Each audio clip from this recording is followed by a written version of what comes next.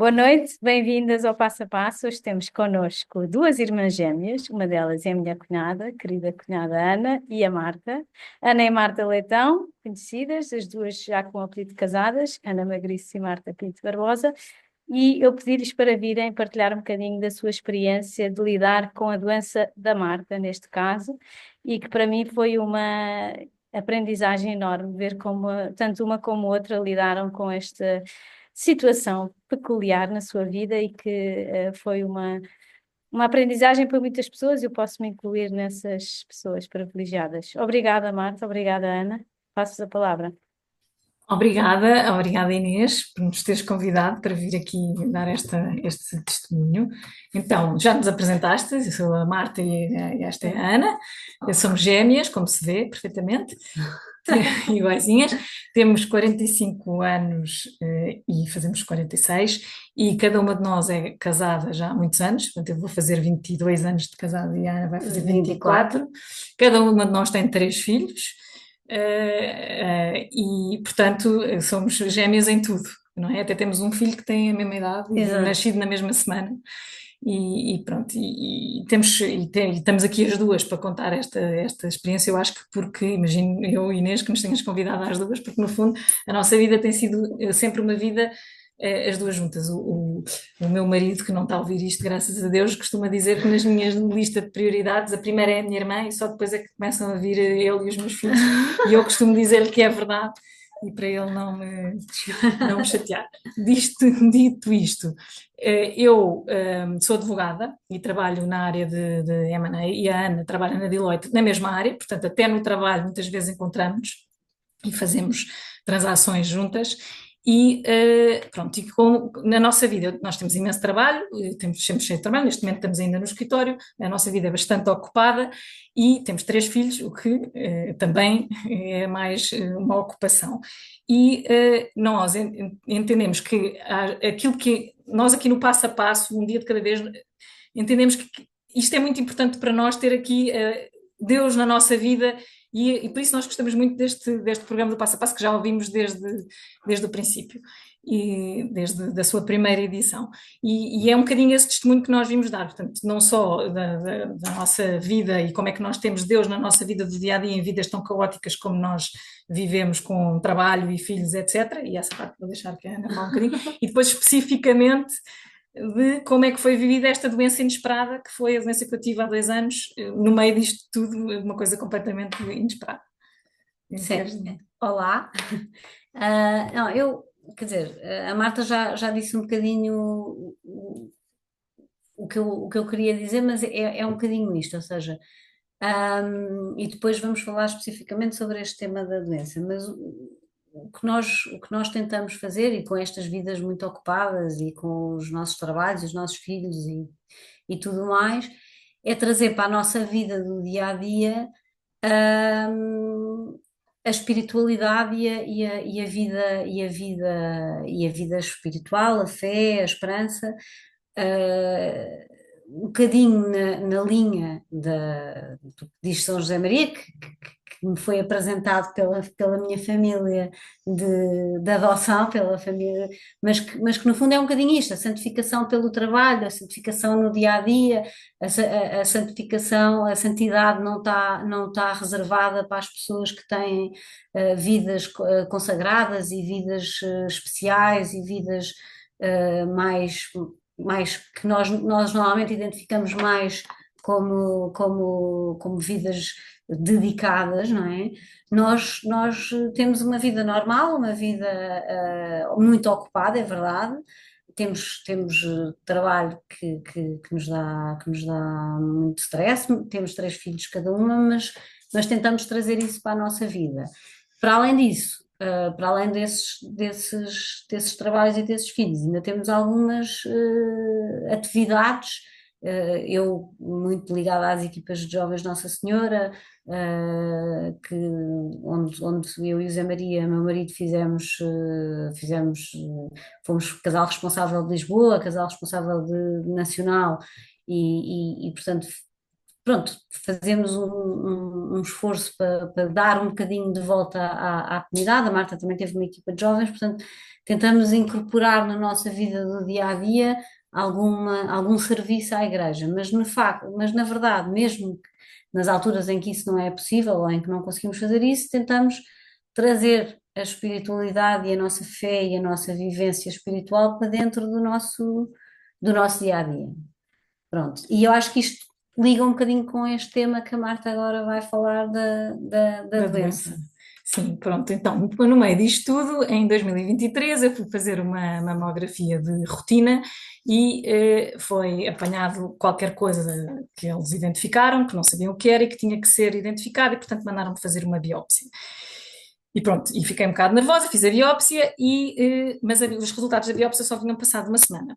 Pronto, eu falei logo sobre isto com a minha irmã, como é óbvio, e tivemos ali logo durante aquela semana a pensar, pronto, não é nada, em princípio não é nada, pode não ser nada, embora nós na realidade soubéssemos que podia ser, e nesta altura falámos logo sobre, hoje em dia, com pessoas que nós conhecemos que tiveram cancro da mama e etc, e portanto casos que não tiveram grande importância, outros casos com mais gravidade, etc, mas pronto, acho que me fui logo preparando mais ou menos para o que é que iria acontecer.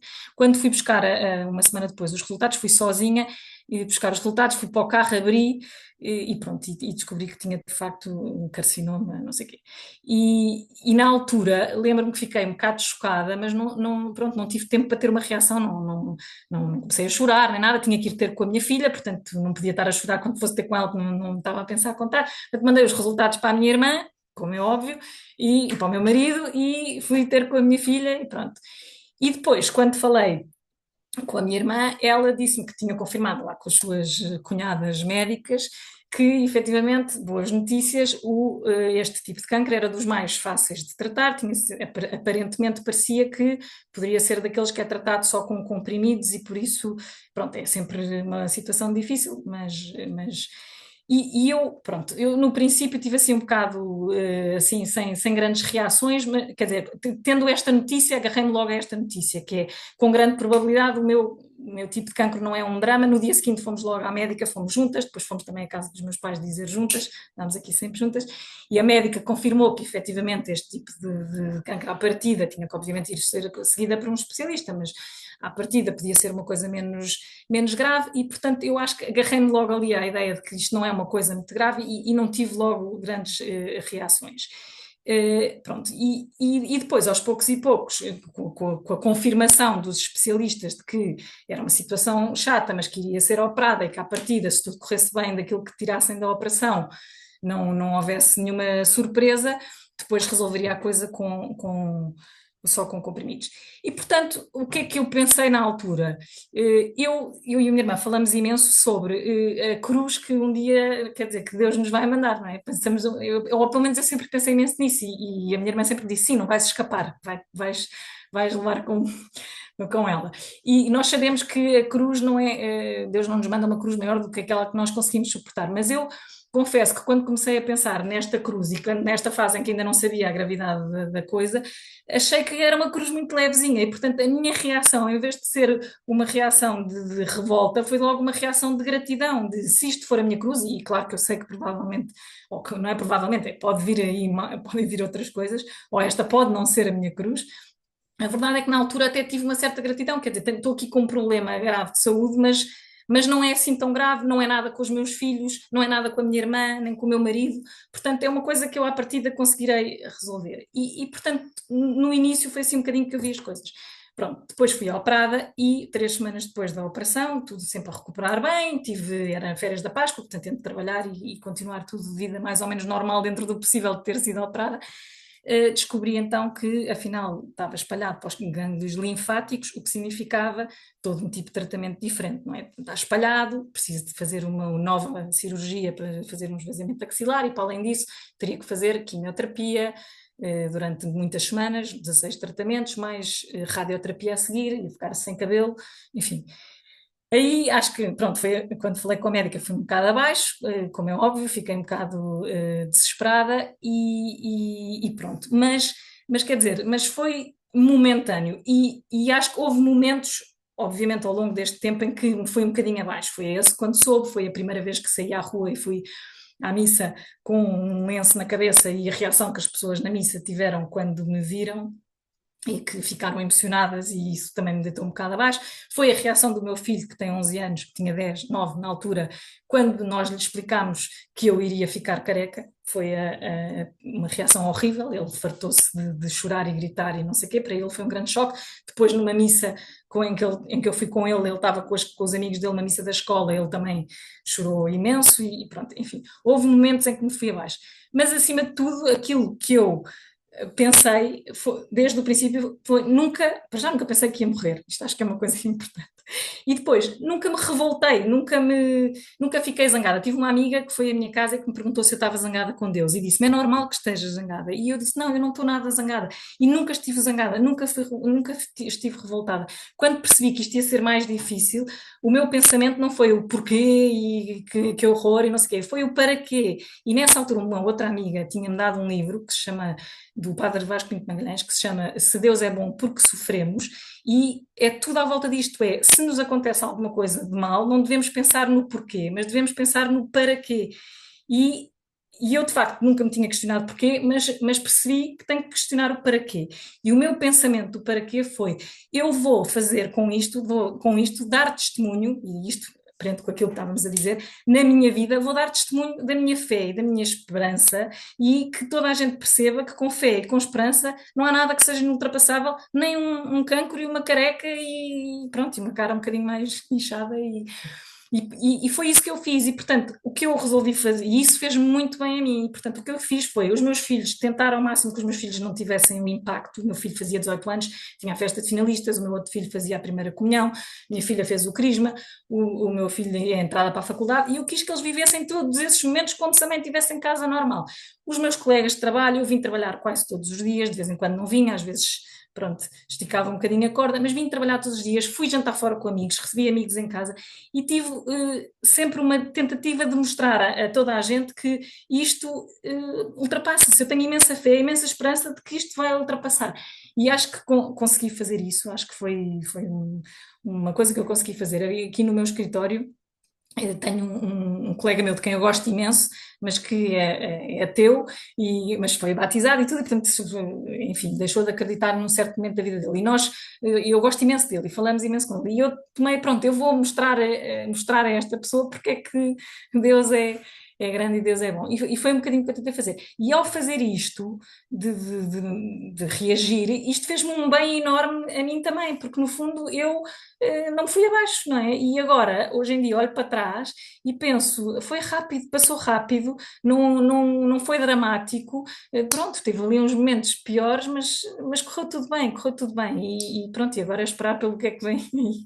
Mas, mas sempre com fé e com esperança, pronto, é isto que eu queria dizer. Sim. Não, eu agora passando aqui um bocadinho, se calhar voltando aqui um bocadinho atrás na cronologia. Eu acho que isto que a Marta estava a dizer, pronto, quando nós soubemos, mesmo logo no início, quando foi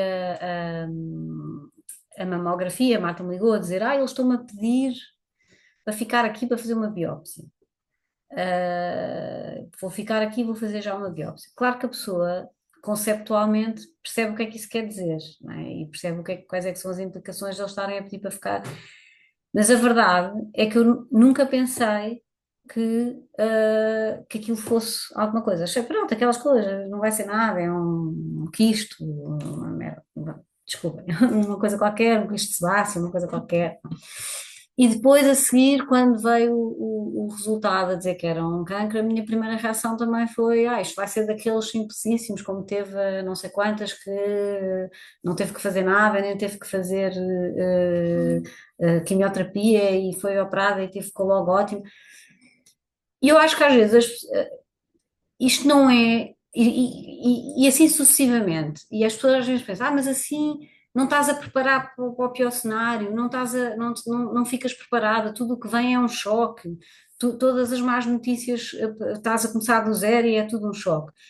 E eu não vejo isso assim, eu vejo isso como isso é que é a verdadeira esperança, quer dizer, nós todos vamos morrer, todos vamos passar por doenças difíceis, todos vamos envelhecer, mas temos que olhar para temos que passar cada coisa de sua vez e pensar sempre no melhor cenário. E eu não faço isto como para manter a fachada ou para que as outras pessoas não sintam ou não vejam o sofrimento. Eu verdadeiramente acredito que as coisas vão ficar bem e acho que como acompanhante da pessoa que está a passar por isso, acho que essa é realmente a melhor maneira de ver as coisas e a melhor maneira de acompanhar. Não dizer, vai ficar tudo bem, numa de vamos tentar fingir que está tudo bem, mas verdadeiramente acreditando que está tudo bem. E eu acho que isso faz diferença na forma como depois a pessoa enfrenta e na forma como a pessoa vive, porque muitas pessoas vinham ter comigo ao longo deste tempo. A Marta sempre trabalhou e trabalhou muito durante este tempo e sempre, não é obrigou, mas incentivou os meus sobrinhos a fazerem a vida deles. A Bita foi para fora, Nova Iorque. para Nova Iorque quando a Marta estava doente e ela ao princípio não queria ir. Pronto, os miúdos fizeram a vida deles, a Marta sempre trabalhou e muitas pessoas vieram ter comigo nessa altura, indignadas, verdadeiramente indignadas, algumas a darem-me verdadeiras desandas, a dizer isto não pode ser, como é que tu podes permitir isto? A tua irmã está-se a matar a trabalhar, a tua irmã não está a dedicar-se a ela, a tua irmã não está a deixar que os miúdos vivam a doença. Quer dizer, e eu sei que as pessoas fazem isso de um lugar de preocupação, mas na verdade eu não vejo isso assim. E a minha resposta sempre foi: não, não, a Marta tem que trabalhar, os miúdos têm que fazer a vida deles, e eu não concordo nada com isso, porque eu acho que a verdadeira esperança é não desesperar.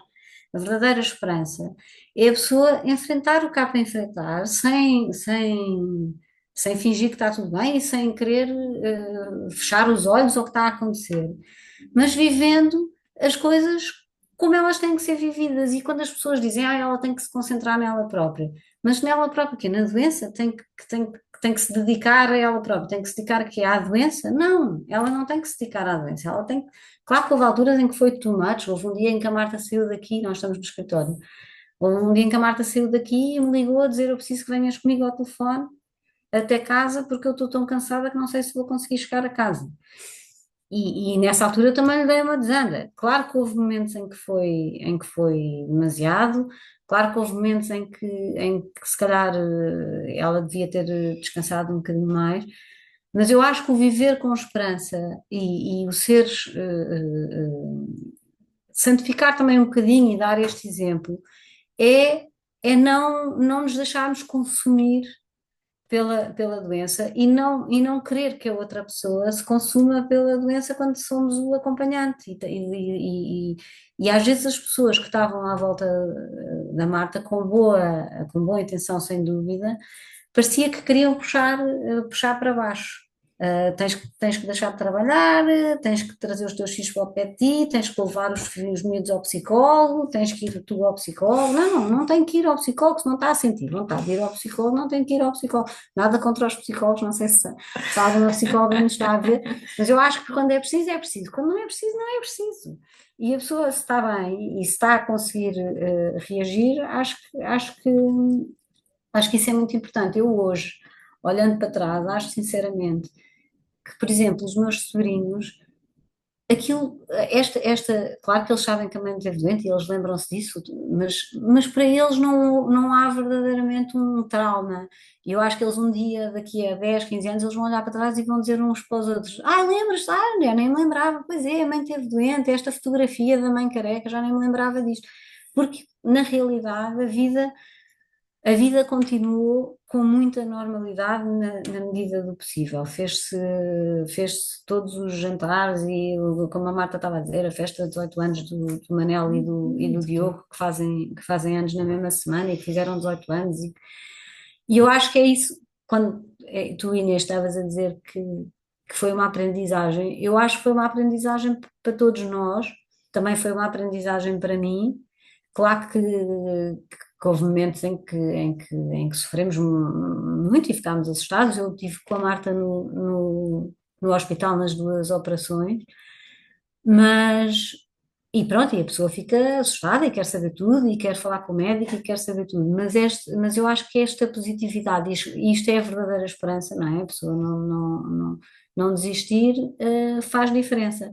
Eu ouvia, há dois passo a passo atrás, a Helena Caldeira Coelho, oncologista. a oncologista a falar, e ela estava a dizer, e com muita graça, quer dizer, a saúde é uma coisa, é um estado transitório, não é? Todos entre duas doenças. Todos nós vamos estar doentes, todos nós vamos morrer, todos nós vamos passar por estes momentos difíceis, mas a forma como passamos por eles, e a forma como acompanhamos as pessoas, agora falando como acompanhante, a forma como acompanhamos as pessoas que passam por eles, pode fazer muita diferença até, e agora não quero ser Gustavo Santos, mas até na recuperação das pessoas. Eu acho sinceramente, eu não sou, não quero, não sei se as minhas cunhadas médicas vão ouvir isto e então acham que eu estou a dizer um disparate. Mas eu acho que a pessoa reagir e não estar consumida emocionalmente pela doença ajuda a ultrapassar e ajuda a recuperar, sinceramente. Eu sinto isso, e isso também para mim foi uma aprendizagem como acompanhante da Marta, que o que ela queria era continuar a trabalhar, portanto, ia fazer a vida dela, e portanto eu estar a fazer esse papel do não podes, tens que ficar em casa, não me soava bem, e acho que correu bem. Não, sim, é verdade. Eu acho que assim, há uma coisa que eu acho que também tenho que dizer que é importante, que é, foi super importante, e nem toda a gente tem isto, que é, eu falei com muitas pessoas que tinham, estavam a ter, e depois que tiveram esta situação. E há pessoas que também, que se foram bastante mais abaixo do que eu, acho que a maior parte das pessoas. Mas também, se calhar, essas pessoas não tinham este apoio, não é? Eu acho que também foi importante que a minha irmã tenha esta visão, e como é a pessoa que está mais comigo, que dorme comigo no hospital e que tenha tido sempre que me tenha ajudado a ter esta reação positiva. E os miúdos, pronto, são pequenos e somos nós que lhes incutimos a eles essa positividade e o meu marido estava um bocado chocado no princípio e estava a tentar convencer os médicos a obrigarem-me a deixar de trabalhar, mas depois os próprios médicos lhe disseram para ele não insistir, que não era mau eu trabalhar, mas pronto, eu tive muito apoio, tive imensas amigas pronto, que quiseram estar e tudo, e eu acho que de facto houve pessoas que falaram comigo e me disseram que eu devia ir a um psicólogo. Eu nunca senti a necessidade de ir a um psicólogo, senti a necessidade talvez de ter alguma direção espiritual. Na altura não consegui arranjar um diretor espiritual, mas falei com um amigo meu que tirou o curso comigo na faculdade, que é padre na Alemanha e que vem cá sempre todos os anos na altura da Páscoa, e tive uma grande conversa com ele. Ele deu uma unção dos doentes, falou com os meus filhos e foi uma conversa muito importante. Uma das coisas que ele me disse foi que achava graça a esta história que eu lhe estava a contar, de que pronto, a cruz é que me vem aí. Ele disse-me: Deus não está lá em cima a mandar cancros às pessoas. Não sei que imagem é essa que tu tens de Deus, porque Deus não está lá em cima a dizer: olha, agora vou mandar um cancro para este, agora vou mandar para este. Diz: isso não é assim. Ele diz: tens que acreditar no livre-arbítrio, como é óbvio. Mas ele diz: mas sem dúvida que tu tens que perguntar o para quê. E eu na altura ainda foi um bocado no início, já tinha Já rapado o estavas cabelo, careca. etc. Mas ainda estava a tentar um bocadinho o que é que era este para quê, para além deste exemplo que eu queria dar, e tivemos uma grande conversa, e eu disse: as pessoas às vezes dizem, isto foi um sinal para deixares de trabalhar, é um sinal para te dedicares mais aos teus filhos. E eu tenho imensa dificuldade, porque assim, eu tenho um equilíbrio ótimo entre a minha vida pessoal e a minha vida profissional com os meus filhos, a minha vida espiritual. Portanto, eu não sinto pelo menos um desequilíbrio na minha vida profissional, na minha vida pessoal. Não sinto que os meus filhos sejam prejudicados pelo meu trabalho, nem que o meu trabalho seja prejudicado pelos meus filhos. Portanto, tenho algumas dúvidas que isto seja um sinal para parar nesse sentido. E aquilo que ele me disse foi: se tu estás bem nessas componentes todas, então aquilo que tu precisas é de mais tempo com Deus. Precisas de mais tempo com Deus. E por isso vou-te ensinar aqui um bocadinho a parte da oração, mas ele diz: não é necessariamente através do ativismo e da comunidade, é mesmo tu precisas de tempo e de oração. E explicou um bocadinho aquilo. E pronto, eu acho que todas estas conversas que eu tive com as minhas amigas, que me perguntava se eu estava desesperada e zangada com Deus, com a minha amiga que me deu os livros, e com a minha irmã, e com o Marcos, que é este padre, meu amigo, foram sempre conversas que me foram sempre mostrando que é isto é uma experiência que eu vou passá-la para mostrar que a fé e a esperança nos ajudam, e não acho nada um disparate, mas espero que as tuas cunhadas não estejam a ouvir, que efetivamente sentir que este positivismo é um bom remédio, porque é assim, eu levantei-me todos os dias de manhã e vim trabalhar para o escritório quase todos os dias, havia dias em que não vinha trabalhar para o escritório, eu ficava em casa e trabalhava em casa, e é obviamente que às vezes me apetecia ficar deitada e não me levantar de manhã, obviamente que me apetecia, e houve 2 ou 3 dias que abri o computador e estive a trabalhar deitada na cama, mas o levantar-me de manhã todos os dias e depois fazer boa cara para os miúdos que vêm buscar não sei o quê, que precisam não sei de quê, e para eles não me verem triste, eu acho que isso fez-me bem. Eu acho que isso foi de facto importante, pronto, para além de tudo e da oração. Acho que foi muito importante. E pronto, e acho que foi determinante para que eu agora olhe para trás e veja isto como uma experiência quase. Pronto, é um bocado ridículo dizer que é uma experiência positiva, não é propriamente uma experiência positiva, mas também não foi um drama, não foi uma experiência negativa, não acho que tenha traumatizado os meus filhos, nem a mim, e pronto, e olha, é o meu testemunho. Sim. Eu acho que falta só dizer que, obviamente, que acho que nós quer dizer, tu falaste, mas eu não falei, obviamente que é preciso rezar muito e isso é muito importante e isso é a base, e não só para a pessoa que está a passar por isso, mas para quem acompanha, isso ajuda ajuda a tudo, acho que todos nós aqui sabemos isso, não é? Ajuda muito. É preciso rezar muito e é preciso não ter vergonha de pedir às outras pessoas para rezarem também. Quer dizer, eu acho que todos, quer dizer, a Inês rezou de certeza pela Marta durante esse tempo, que a Inês reza por toda a E gente. ela disse-me isso, rezou muito e Ah, mandava-me muitas mensagens. pronto, e toda a família rezou muito. E eu acho que isso traz imenso conforto, e é realmente uma companhia muito grande. É difícil passar esta mensagem de esperança e mesmo esta mensagem como dizia mais uma vez a Helena a semana passada, ou há 2 semanas, uma coisa é ser curado, outra coisa é ser salvo. Quando a pessoa não percebe a diferença entre estas duas coisas, a pessoa está completamente focada na cura e não põe em perspectiva que se a cura não for possível, temos a salvação que essa sim é o mais importante. E portanto não podemos perder a perspectiva. Eh, Eu acho que nunca tive, como a Marta disse, eu nunca tive dúvidas que a Marta ia ser curada, nunca pensei que ela fosse morrer. Aliás, mesmo estatisticamente, sem ser preciso ir à esperança e à fé, mesmo estatisticamente era muito pouco provável que a Marta não ficasse curada, não é? Graças a Deus. Mas o facto é que nós acreditamos que, mesmo que não ficasse, o mais importante é a salvação. E isso, eu acho que isso traz sempre um, Conforto. um conforto e uma esperança, não há outra palavra, que ajudam depois a compor este ramalhete todo, que se calhar é mais difícil de compor, e tem uma base menos sólida se a pessoa não tiver e se não rezar muito e não agradecer e não pedir a Deus. Este tema da cruz que a Marta está sempre a falar, eu acho que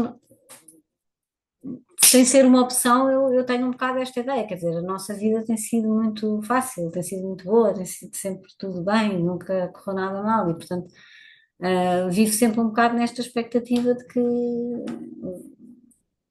faltam as cruzes. É verdade, e uma vez falei sobre isso com o Padre Tentino, que é o nosso diretor espiritual, o nosso padre, que hoje em dia é cardeal, mas pronto. E ele disse-me, eu disse-lhe, eu nunca fui testada, e ele disse-me, mas vai ser, isto vai chegar. E, portanto, eu acho que nós temos que viver um bocado com essa consciência de que todos vamos ser. E temos é que enfrentar isso com esperança. Pronto, é isto. Inês. passamos-te a palavra.